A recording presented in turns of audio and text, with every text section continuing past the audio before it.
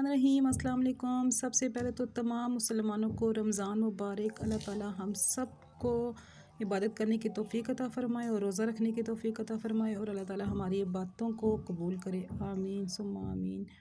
तो अफ्तारी हमने कर ली थी, तो यहाँ मैं खा रही थी अमरसे।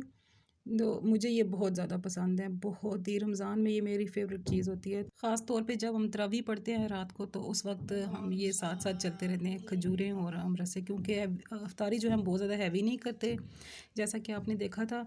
तो इसीलिए मैं अब हाशिर को लग गई थी भूख, उसके लिए मैं बना रही थी अभी पैन केक की यहाँ पे मैं आपको रेसिपी बताऊँगी। बिल्कुल बना रही हूँ आराम से मैं, ताकि आपको समझ आ जाए। यहाँ पे मैं 2 अंडों के पैनकेक बना रही हूँ। 2 अंडों के पैनकेक बनाना हो तो उसमें 1 कप आटा, और मैं बना भी सिंपल आटे से रही हूँ। घर में कोई आपके जो भी आटा पड़ा है, वाइट आटा, रेड आटा, जो भी पड़ा है, अगर मैदा है तो मैदा डाल लें, आटा है तो आटे के बना लें, वो भी बहुत हेल्दी होते हैं। तो एग वाइट जो है उसको मैंने बीट करके फ्लफ़ी सा उसको ना एक साइड पे रख दिया था। और अब ये मैं ज़र्दियाँ डाल रही हूँ, 2 ज़र्दियाँ हैं, उनको अच्छा सा बीट कर लूँगी। उसके बाद मैंने 1 कप दूध है और 1 कप आटा है।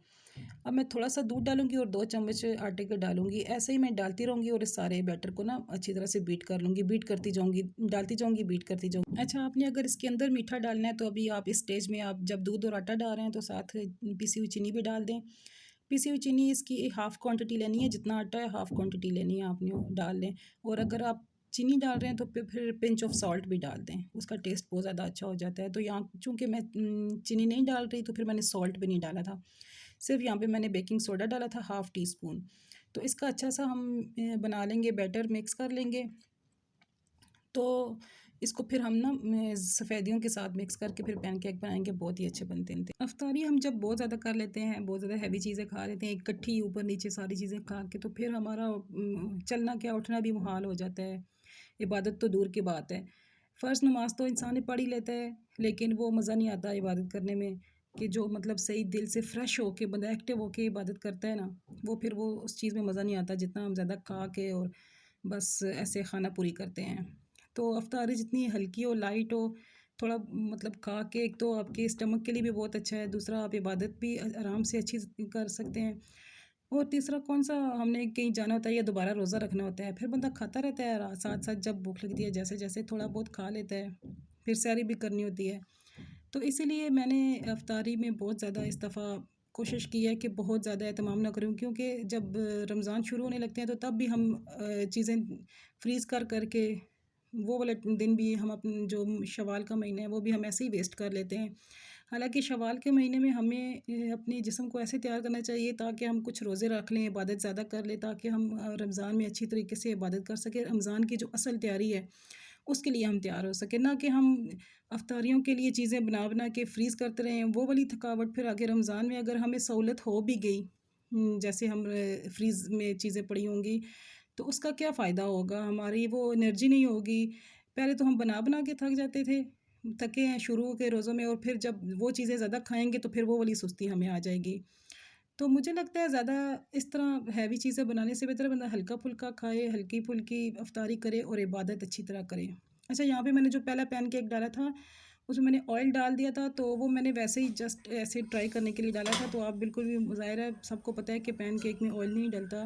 तो बाद में फिर मैंने अपना जो तवा था उसको खुश्क करके फिर पैनकेक बनाए थे, तो बहुत अच्छे बने थे। तवे में बहुत अच्छे बन जाते हैं, ज़रूरी नहीं है कि आपके पास नॉन स्टिक पैन है तो आप तभी पैनकेक बनाएँ।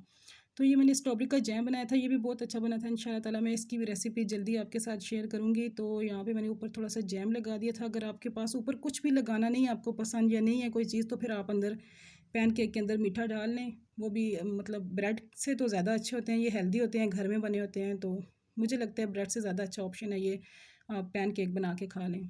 अगर आपके पास ऊपर स्प्रेड करने के लिए कुछ नहीं है तो अंदर चीनी डाल के खा लें।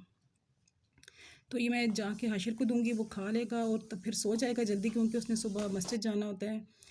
उसके बाद मैं फिर आ गई थी किचन में, क्योंकि मैंने सहरी के लिए कीमा बनाना था। कीमा और शिमला मिर्च मैंने बनाई थी। तो फिर बेटियाँ मेरी जाग रही थीं, उन्होंने पढ़ना था यूनिवर्सिटी का। तो एक बेटी के मेरे पेपर है, माशाल्लाह से वो सीए कर रही है, तो उसके पेपर था, वो पेपर की तैयारी कर रही थी। तो उसके लिए मैं बना रही थी अभी फ़्रेश जूस, उसको बहुत अच्छा लगता है। वो खाना-पीना ज़रा कम ही करती है, तो उसकी मुझे ये टेंशन होती है कि मैं कोशिश होती है मैं थोड़ी-थोड़ी देर के बाद उसको कुछ ना कुछ खाने के लिए देती रहूँ। तो फिर उसके लिए मैं यहाँ पे बना रही थी चुकंदर का जूस और गाजर का जूस, फ्रेश जूस बना रही थी। तो अभी मैं उसको जाके दूंगी, वो भी मुझे ज़बरदस्ती उसको पिलाना पड़ेगा क्योंकि वो थोड़ा खाने पीने के मामले में तंग करती है। बाकी दो बच्चे माशाल्लाह मेरे ठीक हैं, वो खा लेते हैं जो भी हो आराम से, लेकिन ये वाली मेरी बेटी जो है, छोटी मेरी बेटी, वो उसको ज़बरदस्ती खिलाना पड़ता है। और ये देखें, ये पैन केक बनाए थे, हांडी बनाई थी और ये जूस बनाया था और किचन का क्या हशर हो गया। तो अभी पहले उनको ये पिलाऊंगी मैं पास बैठ के जूस, तो फिर उसके बाद मैं किचन आके साफ़ करूँगी।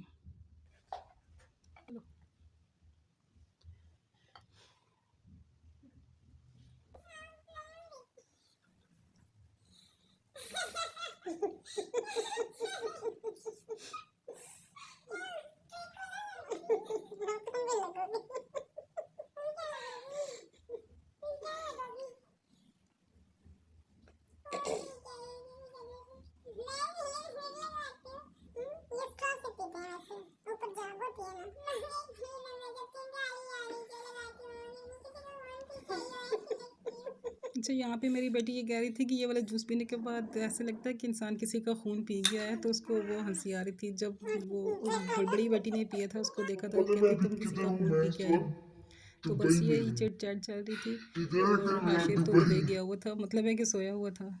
तो ये देखें, रात का 1 बज गया था, लेकिन तब तक मैंने सारा किचन साफ़ कर लिया था, बर्तन धो लिए थे, सब कुछ नीट एंड क्लीन कर लिया था ताकि सुबह जब सहरी बनाएं तो बिल्कुल साफ़ सुथरा किचन हो। तो बस सहरी भी मैंने जल्दी बनानी स्टार्ट कर दी थी।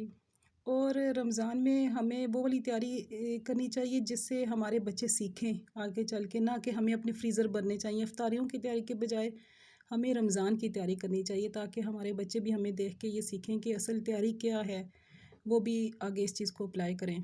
बाकी सब ने सैरी कर ली थी, तो ये मैं अपनी छोटी बेटी को ख़ुद खिला रही थी क्योंकि ये खाने में थोड़ी डंडी मारती है, तो इसलिए मैं इसको पास बिठा के खिला रही थी। सालन इसको ज़्यादा अच्छा नहीं लगता, तो इसलिए मैं इसको मक्खन के ऊपर चीनी डाल के खिला रही हूँ, तो ये खा लेती है।